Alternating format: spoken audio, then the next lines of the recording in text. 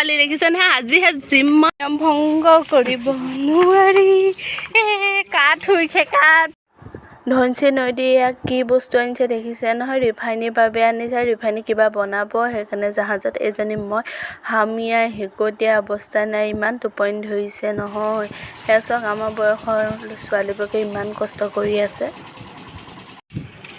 high friends welcome to my YouTube channel আশা কৰোঁ আপোনালোক সকলো বহুত ভালে আছে দেখিছে নহয় আজি একদম খালি ৰাতিপুৱাতে আহিলোঁ নুমলীগড় ATM-ত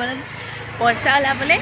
আৰু আজি বতৰটো ইমান ধুনীয়া হৈ আছে ডাৱৰীয়া সময় হৈছে 7:30 বজাত দেখিছে নহয় আজিহে যিমান সৰুকৈ ক'লোঁ মোবাইলত শুনা পাব কাৰণ নিজান আৰু চব মানুহ শুই আছে মোৰ বাদে ইনে গৈছোঁ চব কামে গ'লে এয়া চব গোটেই লেতেৰা পানী মাজে মাজে আহিবলগীয়া হৈছে কোনে চাগে থুকেকা পেলাই থৈছে সেইকাৰণে নাই মোৰ ভৰিটো চিকটা ঘিন লাগি গৈছেগৈ ভংগ কৰিব নোৱাৰি কাঠ হৈ খেকাত পেলোৱা চিকটা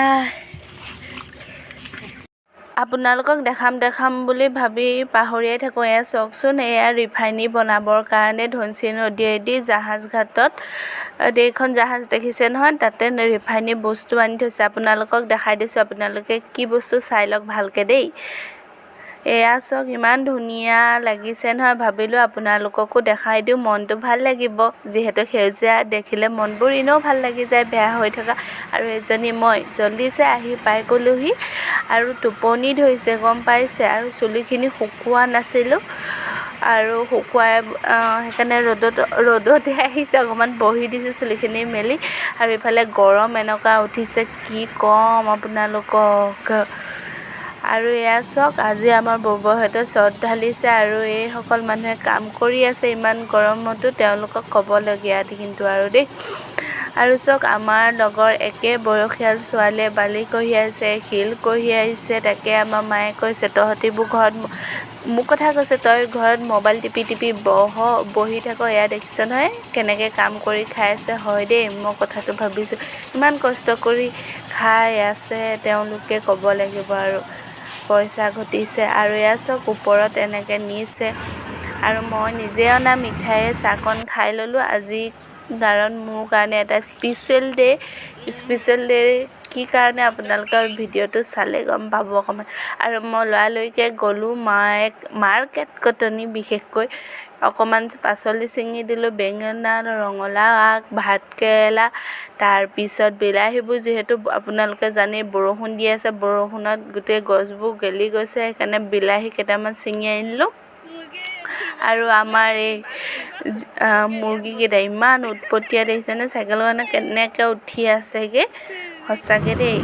আৰু আমাৰ মায়ে আজি মোৰ জন্মদিন আছিলে আৰু মায়ে পায়স অকণমান